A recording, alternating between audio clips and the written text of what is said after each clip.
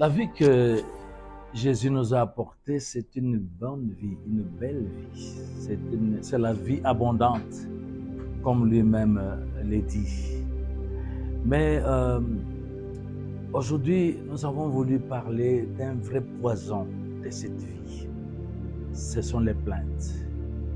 Et la Bible dit dans Jacques 5, verset 9, « Ne vous plaignez pas les uns les autres. » Alors, l'ennemi a fait que nous passions beaucoup trop de temps à nous plaindre. On se plaint de tout. On se plaint de son pays, on se plaint de sa famille, on se plaint de ses collègues de service, on se plaint de ses parents, on se plaint des enfants. Ces enfants se plaignent même dans l'église, beaucoup de plaintes les uns des autres. Et cela vient empoisonner cette vie, cette belle vie, cette bonne vie que Jésus nous a apportée. Parce que Dieu, dans son plan merveilleux, quand il a créé le monde, il a créé la terre, c'était pour que l'homme y habite. Les cieux sont les cieux de l'Éternel et Dieu a donné la terre aux hommes. Et quand il a créé cette terre, vous voyez, il a aussi planté un jardin en Éden et il a mis l'homme là. Et Éden, c'est toutes les conditions pour ne pas se plaindre, mais pour jouir. Pour jouir. Mais c'est cela. Et donc, nous devons apprécier. Au lieu de nous plaindre, savoir apprécier. Apprécier d'abord toutes les bontés de l'Éternel dans notre vie, au lieu de se plaindre tout le temps sur soi-même.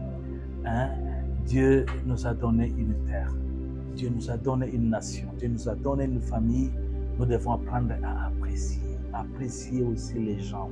Apprécier aussi tous les bienfaits de Dieu dans sa propre vie. Alors quand je passe en revue les bontés de l'Éternel dans ma vie, eh bien, je sens un soulagement. Je suis libéré des stress de la vie et puis je suis fortifié dans ma foi de croire que si Dieu a fait tout cela, je ne peux pas me plaindre parce que Dieu est encore capable de faire bien d'autres choses. Ne vous plaignez pas les uns des autres. Vous savez, les plaintes, ça vient occulter, cacher tout ce qui est bien dans la vie des autres, de notre prochain. Alors, comment faire? Il faut se concentrer cette fois-ci sur les biens. Il y a toujours quelque chose de bon dans les frères, les sœurs qui nous entourent. Nous devons apprendre à apprécier cela. Apprécier. Vous savez, les gens aussi ont besoin de ça, d'être appréciés. Une bonne salutation, ça fait du bien. Une bonne parole de félicitations, ça fait du bien. Et les gens aiment bien entendre cela. Vous voyez, nous avons fait ce petit exercice qui a pratiquement délivré l'Église en leur demandant simplement déplacez-vous, allez saluer une personne qui vous n'avez jamais saluée. Allez dire quelque chose à cette personne que vous appréciez dans le silence. Allez le lui dire. Et peut-être une personne aussi, peut-être que dont vous vous plaignez, qu'on critique, mais vous voyez bien qu'il y a des qualités dans cette personne. Concentrez-vous sur ces qualités, déplacez-vous, allez parler à cette personne.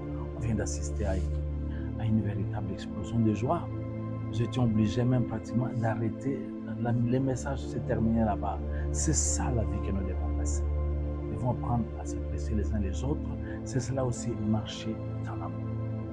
Et la Bible dit d'ailleurs, si nous avons sujet de nous plaindre, prions les uns pour les autres. Pardonnons-nous les uns les autres. C'est cela, marcher dans l'amour. Et je crois, vous qui me suivez, appliquez cette parole et vous verrez combien Dieu sera touché et combien il va encore déverser ses bienfaits. Il a des réponses à toutes nos questions. Il a des solutions à tous nos problèmes. Mais nulle part il est dit plaignez-vous. Non, au contraire, il dit demandez et on vous donnera. Soyez bénis.